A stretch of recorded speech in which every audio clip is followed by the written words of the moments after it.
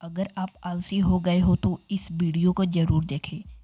एक व्यापारी व्यापार करने के लिए एक शहर से दूसरे शहर जाता था। बीच में रेगिस्तान का कुछ इलाका पड़ता था। वह आदमी एक निगेटिव सोच वाला इंसान था। हमेशा शिकायत करता था, मेरे पास ये नहीं है, वो नहीं है, इसकी कमी है, उसकी कमी है। एक दिन वह रेगिस्तान में से गुजर रहा था, तभी उसकी पानी की बोतल खाली हो जाती है। उसे बड़ी ज़ोर से प्यास लगती है, लेकिन रेगिस्तान में पानी न मिलने की वजह से उसे बहुत गुस्सा आता है और बोलता है कि कितना ख़राब जगह है, ना कोई पेड़ ना पानी, रास्ता भी लंबा है, रेगिस्तान पार करना पड़ता है।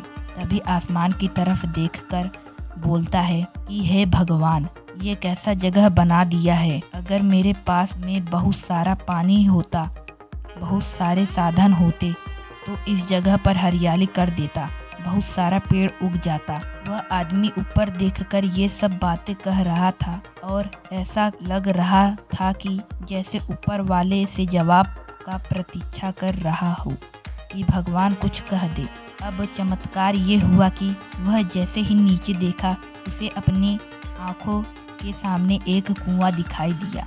वह पूरी तरह से घबरा गया, क्योंकि उसने कभी भी उस रेगिस्तान में कुआं नहीं देखा था। वह कुएं के पास पहुंचा और देखा कि कुआं पूरी तरह से पानी से भरा हुआ है, परंतु वह आदमी निगेटिव सोच वाला था और हमेशा शिकायत करता रहता था। और फिर से आसमान की तरफ देखते हुए बोला, भगवान, पानी से भरा हुआ कुआं तो दे दिया, लेकिन पानी निकालूंगा कैसे। तो इस बार जब वह नीचे देखा तो फिर से चमत्कार हुआ। उसे कुएं के पास रस्सी और बाल्टी दिखाई दी, लेकिन आदमी फिर से ऊपर देखा और बोला, भगवान, अब इस पानी को ले जाऊं कैसे। तभी उसको एहसास हुआ जैसे उसके पीछे कोई है। वह पीछे मुड़कर देखता है तो एक ऊंट खड़ा हुआ होता है। वह पूरी तरह से घबरा जाता है, सोचने लगा कि ये तो सच में होने लग रहा है। मैं बातों बातों में कह तो दिया, अब मुझे यहाँ हरियाली करनी पड़ेगी और पेड़ लगाने की जिम्मेदारी लेनी पड़ेगी। आदमी को पानी से भरा हुआ कुआं मिल गया, बाल्टी और रस्सी मिल गई, पानी को ले जाने के लिए ऊंट भी मिल गया, सब कुछ मिल गया। वह आदमी सोच रहा था कि ये मैं बातों बातों में क्या बोल दिया, ये तो गड़बड़ हो गया। अब वह तेजी से दौड़कर भागने लगा। वह भाग रहा था, उस जिम्मेदारी से बच रहा था।